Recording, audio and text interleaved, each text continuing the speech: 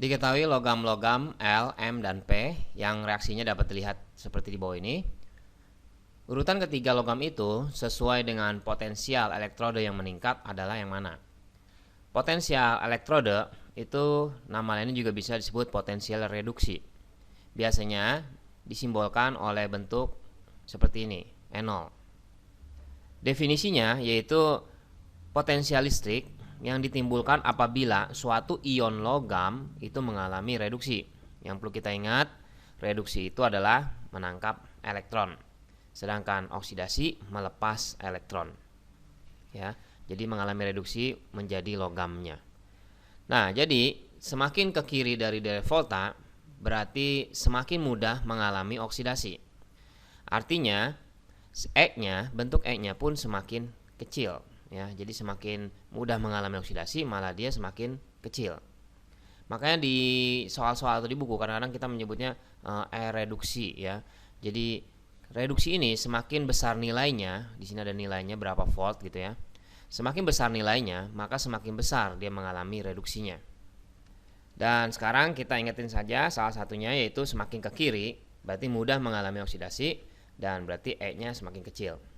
Jadi seperti garis bilangan aja, sumbu koordinat semakin ke kiri dari sumbu dari 0 ya, maka dia semakin kecil.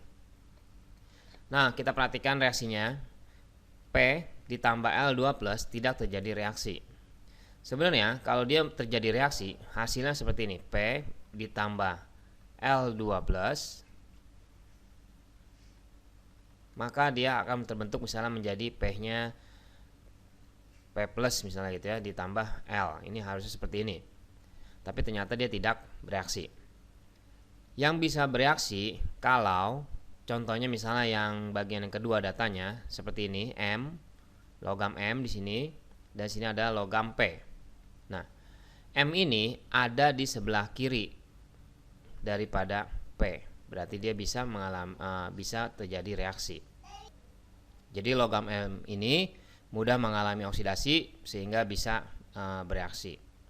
Nah, sekarang yang data yang ketiga, L dengan logam M, ternyata logam L ini bisa bereaksi dengan M, terlihat dari data soal ini. Posisinya L itu di sebelah kiri daripada M. Jadi L ini harus ada di sebelah kiri daripada M.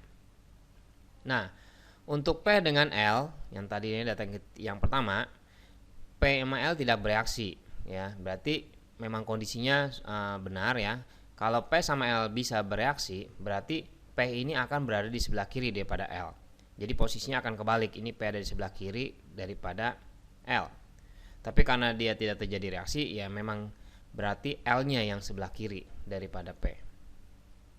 Nah, urutan yang kita buat ini adalah urutan yang sesuai dengan urutan dari daerah volta, di mana semakin ke kiri, E-nya semakin kecil.